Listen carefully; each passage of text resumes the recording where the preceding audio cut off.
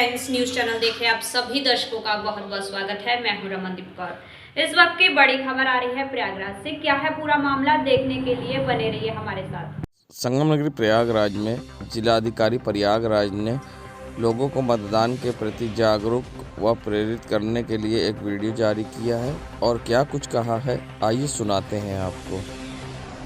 नमस्कार प्रयागराज, मैं संजय कुमार खत्री, जिलाधिकारी प्रयागराज। साथियों, 27 फरवरी हमारा राष्ट्रीय पर्व है, मतलब कि 27 फरवरी को हमारे यहाँ पर मतदान होना है। आप सभी से अनुरोध है कि जिस तरीके से हम लोग 26 जनवरी 15 अगस्त मनाते हैं, उसी तरीके से हम लोग इसे राष्ट्रीय पर्व के तौर पे मनावें और सभी मतदाता अपने बूथ पर जाकर मतदान अवश्य करें और ये मतदान आपको समृद्ध, सशक्त और विकसित भारत के लिए करना है। धन्यवाद। संगम नगरी प्रयागराज के मीरापुर क्षेत्र में जो बीजेपी का गढ़ कहा जाता है, वहां आज सपा के प्रत्याशी रईस चंद शुक्ला ने लोगों से जनसंपर्क किया। उनके साथ क्षेत्र के जन सैलाब उमड़ा दिखाई दिया और लोगों ने उनसे वादा भी किया। और क्या कुछ कहा रईस चंद शुक्ला ने सरकार को घेरते हुए, और यहां पर वो लोगों से वोट मांगते दिखाई दिए हैं और क्या कहना था उनका, आइए सुनाते हैं आपको। आए हैं खुशहाल क्षेत्र में, किस तरह से समर्थन मिल रहा है, क्या कहेंगे? पूरा जन सैलाब उमड़ पड़ा है, अत्याचार के खिलाफ जन सैलाब उड़ा है, इनके जुमलेबाजी के खिलाफ जन सैलाब उड़ा है। आप गली में जाइए, इतना गाय गोबर की हैं कि आदमी चल नहीं सकता। ये यहाँ के विधायक मालूम होता है कोई विधायक है ही नहीं। जिस तरह से आवारा जानवर सड़क पर टहल रहे हैं और योगी सरकार ने कान्हा गौशाला बनाई थी, क्या कहेंगे? हमको तो नहीं लगती कहीं का गौशाला बनाया है उन्होंने। जो बताए तो आपको पहले एक ही बात बताया, जुमलेबाजी की सरकार है, जुमलाबाजी हो रही है।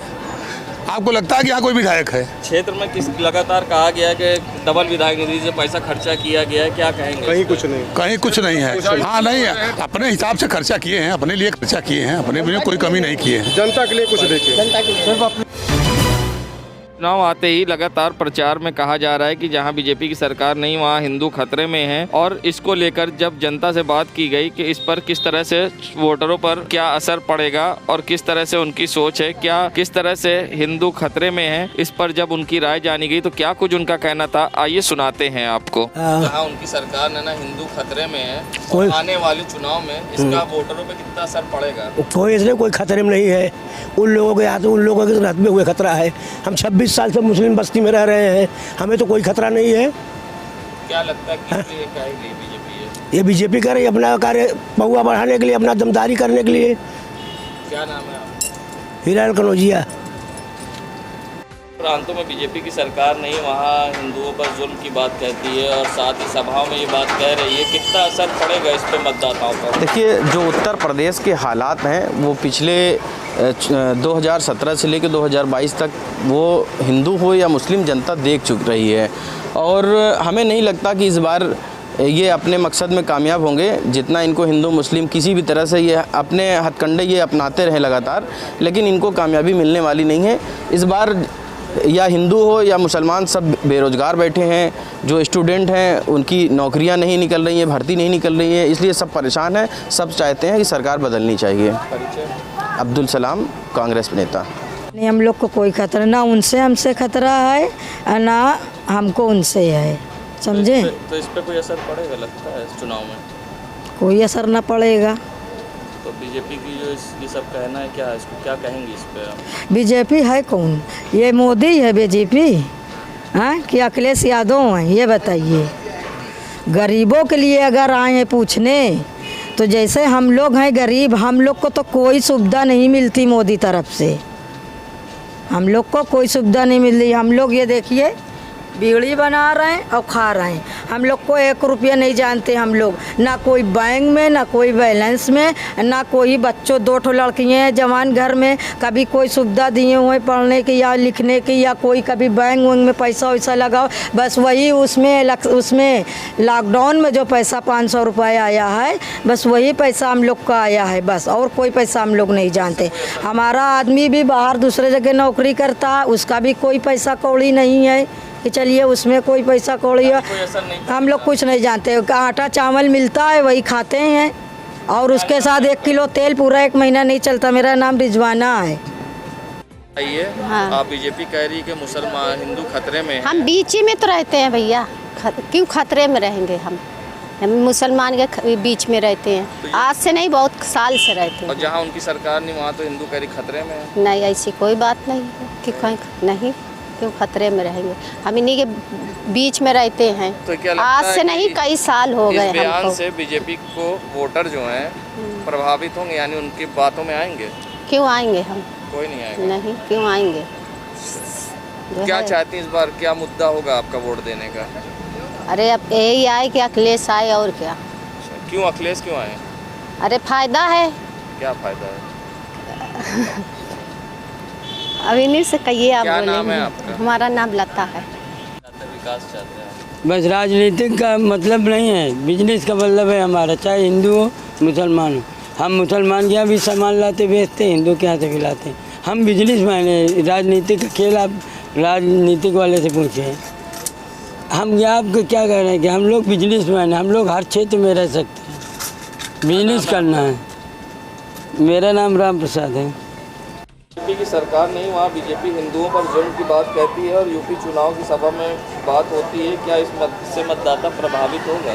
कोई मतदाता प्रभावित नहीं होगा, क्योंकि हिंदू मुस्लिम अब की बार नहीं चलेगा। अब की लोग विकास पे ध्यान देंगे और विकास पे वोट करेंगे। शहर दक्षिणी की मतदाता इस बार जो है साइकिल को ला रहे हैं। निष्पक्ष सरकार चाहिए, जो कि हिंदू मुस्लिम नहीं चाहिए, जो लोगों के लिए काम करे, जो लोगों का सम्मान करे। कोई हिंदू मुस्लिम की बात नहीं चलेगी। नाम मेरा अब्दुल अहद है। संगम नगरी प्रयागराज में जहां चुनाव में आरोप प्रत्यारोप के दौर जारी हैं, तो वहीं हाल ही में कांग्रेस की कार्यकर्ता गीता भारतीय ने चुनाव से टिकट न मिलने पर जिलाध्यक्ष पर गंभीर आरोप लगाए थे। साथ ही उन्होंने कहा था कि उनसे पैसे की टिकट के लिए डिमांड की है, जिस पर अब कांग्रेस सफाई दे रही है। जहां इस पूरे मामले पर कांग्रेस के पूर्व नगर अध्यक्ष जब नफीस अनवर से बात की गई तो क्या कुछ उनका कहना था, आइए सुनाते हैं आपको। पार्टी ने इस बार पूरी तरीके से कांग्रेस के कार्यकर्ताओं को टिकट दिया है। ये जो आरोप प्रत्यारोप हैं ये बिल्कुल तरीके से निराधार हैं, क्योंकि आपने देखा होगा कि तस्लीम उद्दीन जी हों या अल्पना निषाद जी हों या अनुग्रह नारायण सिंह जी हों, ये सब ज़मीनी कार्यकर्ता हैं और ज़मीनी कांग्रेस के नेता हैं। कांग्रेस ने ज़मीनी कार्यकर्ताओं को और ज़मीनी नेताओं को टिकट देने का काम किया है। एक टिकट होता है हमारे पास विधानसभा में और हम दावेदार 10 होते हैं। 9 लोगों को जब टिकट नहीं मिलता तो इस तरह के निराधार आरोप प्रत्यारोप लगते रहते हैं। लेकिन निश्चित तौर पर कांग्रेस ने जिन लोगों को टिकट दिया है वो मजबूती से चुनाव लड़ रहे हैं और सब लोग साथ हैं। जो गुस्से में भी थे उनका गुस्सा समाप्त हो चुका है और कांग्रेस को जिताने का प्रयास। संगम नगरी प्रयागराज में समाजवादी शहर पश्चिमी प्रत्याशी ऋचा सिंह ने विकास के मुद्दे पर बीजेपी को घेरा है, तो वहीं मंत्री सिद्धांत नाथ के एक्सपेरिमेंटल बॉय वाले बयान पर भी उन्होंने निशाना साधा है। ऋचा सिंह ने विकास के मुद्दे और शहर पश्चिमी की समस्या को लेकर क्या कुछ कहा है, आइए सुनाते हैं आपको। बड़ी बड़ी बातें और जुमले करना अलग बात है और आम जनमानस की समस्याओं को समझना अलग बात है। शहर पश्चिमी की जनता के पास नालियाँ नहीं है, सड़कें नहीं है, खड़ियाँ नहीं बिछा है। मंडी में किसान परेशानी का सामना कर रहे हैं, किसानों को अपनी फसल का जो है उचित दाम नहीं मिल रहा है। अपराध इस कदर बढ़ गया है कि बीच चौराहे पे राजेंद्र कुशवाहा की पीट कर हत्या कर दी जाती है। एक महिला जो अपने घर पे कपड़े सुखा रही होती है उसकी जो है गोलियों से छल्ली करके हत्या कर दी जाती है। और मंत्री जी के खुद के लोग कटौला गांव में जाकर लोगों के घरों को कब्जा करने का काम कर रहे हैं। और तो और उप मुख्यमंत्री जिनके ऊपर हाईकोर्ट ने अभी कुछ दिन पहले टिप्पणी की, कालिंदीपुरम में घर कब्जा करने का काम कर रहे हैं। तो अगर भारतीय जनता पार्टी के जनप्रतिनिधि ये करने लगेंगे तो आप समझ सकते हैं कि आम जनता में। एक आखिरी सवाल है, बीजेपी के कार्यकर्ता पर उन्होंने आरोप लगाया था कि उनका जानलेवा हमला हुआ और पुलिस ने खंडन किया था कि ऐसा कुछ नहीं हुआ, क्या कहते हैं इसे पॉलिटिकल? ये जांच का विषय है, लेकिन अगर उनके कार्यकर्ता उनसे खुश दिख रहे हैं तो सिद्धांत नाथ जी को अपने भीतर झांककर आत्मचिंतन करने की आवश्यकता है। 2 महिलाओं के टिकट कटने पर उन्होंने कांग्रेस पार्टी के जिला अध्यक्ष पर आरोप लगाया था कि उन्होंने पैसे की डिमांड करी, ना देने पर उनका टिकट कटाया गया है, जिस पर अब कांग्रेस के शहर अध्यक्ष प्रदीप मिश्रा अंशुमन ने क्या कुछ कहा है वो भी आपको सुनाएंगे। और साथ ही उन्होंने कहा कि टिकट का पैसा लेने का काम कांग्रेस नहीं बीजेपी और बसपा करती है। आइए सुनाते हैं क्या कुछ उन्होंने कहा है इस पूरे मामले पर। लड़की हूँ, मैं लड़ सकती हूँ। आप ही पार्टी की कुछ महिलाओं ने आरोप भी लगाया और कहा है लड़की हूँ, जल भी मर सकती हूँ, और उन्होंने टिकट कटने पर पैसे का भी आरोप लगाया। क्या कहेंगे? देखिए, कांग्रेस पार्टी कभी भी न पैसा लेकर के टिकट देती है। ये भारतीय जनता पार्टी पैसा लेकर टिकट देती है, बहुजन समाज पार्टी पैसा लेकर टिकट देती है। कांग्रेस पार्टी चुनाव में पैसा देती है और 50% इलाहाबाद में 50% लड़की हूँ लड़ सकती हूँ में 50% महिलाओं को टिकट दिया, और जिन लोगों को नहीं मिला अब वो अनर्गल कुछ भी कहें, उनके बारे में क्या कहा जा सकता है। जिस तक लगातार कह रहे हैं कि प्रधानमंत्री का एक्सपेरिमेंटल हुआ है, क्या कहेंगे? प्रधानमंत्री जब संगम नगरी प्रयागराज में आर कन्या इंटर कॉलेज में राज्य स्तरीय समीक्षा बैठक जिला अपराध निरोधक समिति प्रयागराज के तत्वाधान में आयोजित किया गया, जिसमें जनपद की कानून व्यवस्था व प्रशासन का साथ कैसे सहभागिता दे सकें उस पर भी चर्चा की गई। बैठक के दौरान जिला अपराध निरोधक समिति द्वारा यहां आए सदस्यों पदाधिकारियों का स्वागत किया गया। साथ ही कोविड-19 में खबरों की कवरेज कर रहे पत्रकारों को सम्मान दिया गया। इस बैठक का आयोजन जनपद जिला अपराध निरोधक समिति से जुड़े कार्यकर्ताओं पदाधिकारियों ने भाग लिया। आज ये जो हमारी बैठक हो रही है, ये पूरे प्रदेश से जनपद के आए हुए प्रतिनिधि हैं। उत्तर प्रदेश अपराध निरोधक समिति जो कि प्रत्येक ज़िले में इकाई के रूप में काम करती है, तो उनके प्रतिनिधियों को आज हम यहाँ पर इसलिए बैठक बुलाए हैं क्योंकि जनपद में हर जनपद में जो भी पुलिस प्रशासन के साथ या सरकार की मंशा है कि किसी प्रकार से किस कारणों से अपराध को रोका जाए, क्योंकि अपराध रोकने में जनता के बीच जब तक जनमानस को सहभागिता नहीं होगी उसमें जो है तब तक अपराध रोकने में प्रयास, चाहे जितनी फोर्स लगा दी जाए, चाहे कुछ भी लगा दिया जाए, कहीं ना कहीं जो है कमियां हो रही हैं। जब ये हम लोग जो है जनमानस के बीच में जाएंगे, हमारा प्रतिनिधि जनपद के जो इसीलिए बुलाया गया है कि किन गतिशीलता दी जाए, और अभी चुनाव चल रहा है तो चुनाव में देखिए हम लोगों में जो भी हमारे सदस्य हैं वो किसी भी राजनीतिक पार्टी से संबंध नहीं रखते हैं। अगर वो राजनीतिक पार्टी से संबंध रखते हैं तो हम उनको सदस्य नहीं बना। संस्था के बारे में तो हमारे जिला सचिव संतोष श्रीवास्तव ने आप लोग काफ़ी विस्तृत बता दिया है, और हम लोगों को प्रेरित कर रहे हैं कि अधिक से अधिक मतदान करें, कि एक दूसरे के ज़िले में हो रहे कार्यों को देखें। वो यहाँ के प्रयागराज में हमारा कैंप भी लगता है, वहाँ पर ऐसे बहुत जनपद अपने अपने कार्य करते हैं। एक दूसरे जनपद में देख के उनको एक संदेश मिलेगा, प्रेरित मिलेगी, वो कार्य करेंगे। धन्यवाद। संगम नगरी प्रयागराज के लूकरगंज स्थित अग्रसेन इंटर कॉलेज में आज लॉयंस स्पोर्ट्स मीट का आयोजन किया गया, जिसमें डॉक्टरों ने प्रतिभाग किए और अपने अपने स्पोर्ट्स की यहाँ पर प्रदर्शन किया। यहाँ पर सारे डॉक्टर्स इकट्ठा हुए और कई छात्रों को यहाँ सम्मानित भी किया गया। क्या कुछ कहा, आइए सुनाते हैं आपको। क्लब डिस्ट्रिक्ट 321 की तरफ से एक स्पोर्ट्स का कार्यक्रम इलाहाबाद में रखा गया है, जिसमें इलाहाबाद के सारे समस्त जितने 25 क्लब्स हैं सब मिलकर सहभागिता कर रहे हैं। और ये कार्यक्रम हम लोग लॉयंस के प्रतिभाओं को पहचानने के लिए कार्य करते हैं, जो खेलकूद के माध्यम से हम लोग को ज्ञात होता है। इसी आधार पर हम लोग इस कार्यक्रम को आयोजित कर रहे हैं। आज आगे भी भविष्य में हम लोग इस कार्यक्रम को और आगे बढ़ाएंगे, और जब लॉयंस मेंबर सब एक साथ जुड़ते हैं तो उसका वो अनुभव अलग होता है और उसका उत्साह अलग बनता है। तो इसी आधार पर हम लोगों ने इस कार्यक्रम को किया है, और आने वाले समय में भी इस काम को हमको आगे बढ़ाना है। मेरा नाम चेतन पंड्याल, मैं district governor Lions club district 321 का हूँ। ये लायंस क्लब इलाहाबाद का हमारा डिस्ट्रिक्ट 321E का ये एक स्पोर्ट्स मीट है, जिसमें इलाहाबाद के जितने क्लब्स हैं वो पार्टिसिपेट कर रहे हैं। अपने फैमिली के रूप में बच्चे और उनके पेरेंट्स, बच्चों की जो ये प्रतियोगिता है वो 5 से 12 से 16 और 15 से 18 इस ग्रुप में हो रही है। फिर उसके एडल्ट्स की है, जिसमें कि स्लो रेस और आपकी कपल रेस, इस तरह की रेस स्टार्ट की। ये जो लायंस क्लब का एक है कि हम लोग आपस में मिल करके एंजॉय करें और सर्विस प्रोवाइड करें पब्लिक को।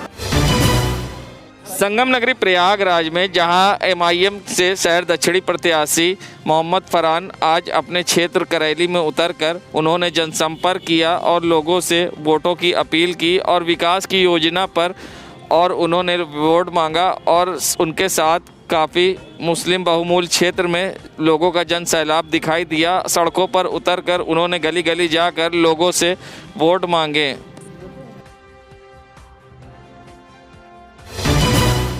संगम नगरी प्रयागराज का ये नज़ारा है सुभाष चौराहे का, जहां आप देख सकते हैं सरकारी संपत्ति पे बीजेपी का झंडा लगाया गया है।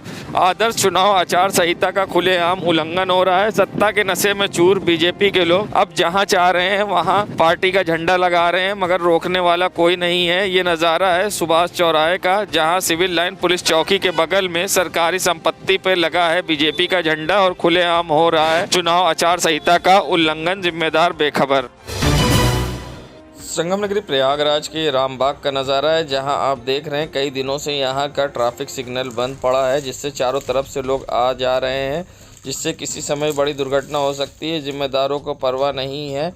अक्सर काफ़ी जगह ट्रैफिक सिग्नल लाइट बंद देखी जाती है, जिससे चारों तरफ से वाहन आते जाते हैं, जिससे किसी समय बड़ी दुर्घटना हो सकती है। जिम्मेदारों की लापरवाही से हो सकता है बड़ा हादसा, जिम्मेदार बने अनजान। प्रयागराज में चुनाव के दृष्टिगत एसएसपी प्रयागराज द्वारा चलाए जा रहे अभियान में प्रभारी निरीक्षक कैंट द्वारा पर्याप्त पुलिस बल के साथ आगामी विधानसभा चुनाव के दृष्टिगत राजापुर हनुमान चौराहा से ट्रैफिक चौराहा, बेली गांव व आसपास के क्षेत्रों में पैदल गश्त किया व संदिग्ध व्यक्तियों की चेकिंग की गई। लोगों को स्वतंत्र, निर्भीक व शांतिपूर्वक मतदान के लिए प्रेरित भी किया गया। साथ ही लोगों को सख्त चेतावनी दी गई, जो व्यक्ति चुनाव में गड़बड़ी करेगा उसके विरुद्ध कठोर कार्रवाई की जाएगी। संगम नगरी प्रयागराज के ये सिविल लाइन बस स्टैंड के पास का नज़ारा है, जहां सरकारी बस की तरह हूबहू रंग में रंगी ये डग्गा मार वाहन आप देख सकते हैं बिना नंबर के सड़क पर दौड़ रही है। नंबर प्लेट पर ना नंबर है और सबसे बड़ी बात हूबहू सरकारी बस की तरह ये बनाई गई बस सड़क पर डग्गा मार वाहन दौड़ रही, जिससे आरटीओ के लोग भी धोखा खाएं और यातायात पुलिस भी और परिवहन विभाग को लग रहा लाखों का चूना, जिम्मेदार बेखबर। देश दुनिया की खबरों के लिए world media times news channel को सब्सक्राइब करें।